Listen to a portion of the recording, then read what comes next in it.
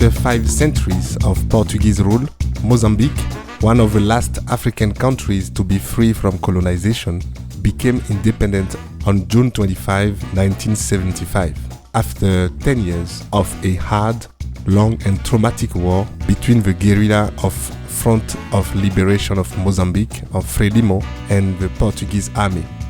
Hello and welcome to a Sankofa flight today that takes you to the origins of the freedom of a country which has some of the most beautiful landscape in the world and which deserve your visit. African History Daily by my daddy. Arriving in southern Africa from the 15th century following the discovery of the explorer Vasco da Gama, who was going to the Indies, the first Portuguese settlers used the Mozambican territory as a stopover for the slave trade, from which about 15 million slaves left the continent. After having lost ownership over Brazil, Portugal was seeking an expansion of its African outpost. In a tense bargaining process, Portugal adjusted the borders of its colony in May 1881 to become those of the present-day Mozambique. The control of Mozambique then passed into the hands of various organizations such as the Mozambique Company and the Zambezi Company, supplied by the British Empire with cheap labor for mining.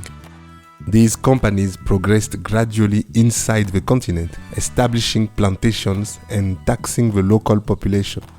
The different kingdoms of the time resisted more or less fiercely, but the last tribes trying to oppose colonialism were defeated in 1902. The Portuguese then founded Lourenço Marques, which became the capital city of Mozambique at the time. Then came 1926 with the economic and political crisis in Portugal. Let's say in short that the coming to power in Lisbon of the dictator Salazar in 1933 rebirthed the cards of Portugal's colonialism to create an empire in which the colonies became overseas provinces, which are developed only to provide Portugal with raw materials to serve as a captive market for its product and to provide land for the surplus population of the mother country.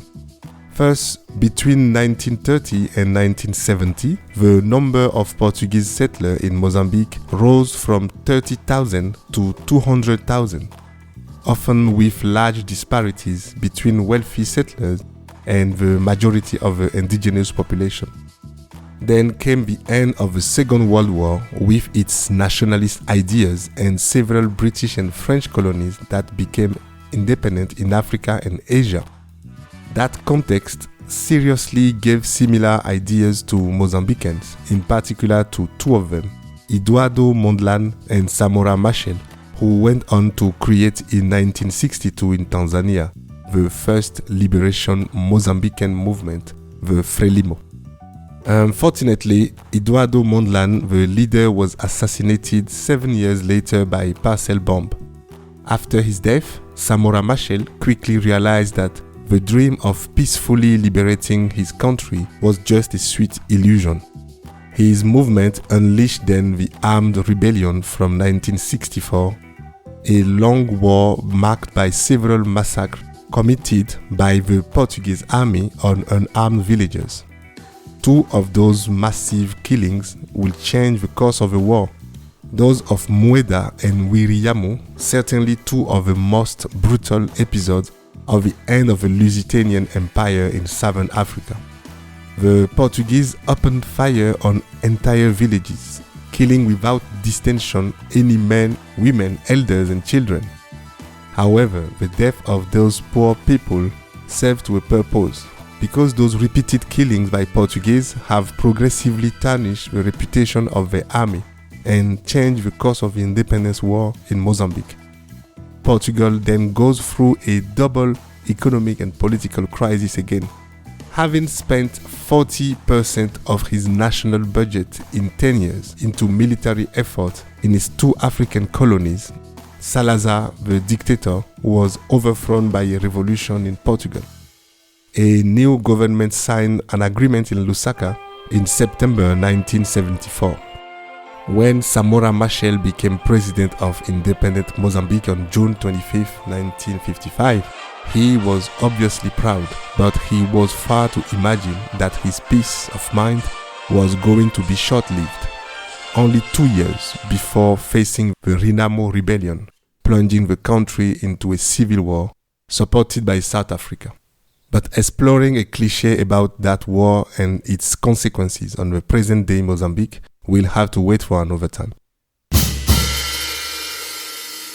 My African cliché of the day is a burden, the economic burden suffered by African continent because of all the struggles for independence. Historians often focus on the burden and impact that slavery imposed on Africa's development. What if we were to calculate the economic damage of all the independence fights and wars in Africa? What do you think should be taken into account? What is the price of an African independence?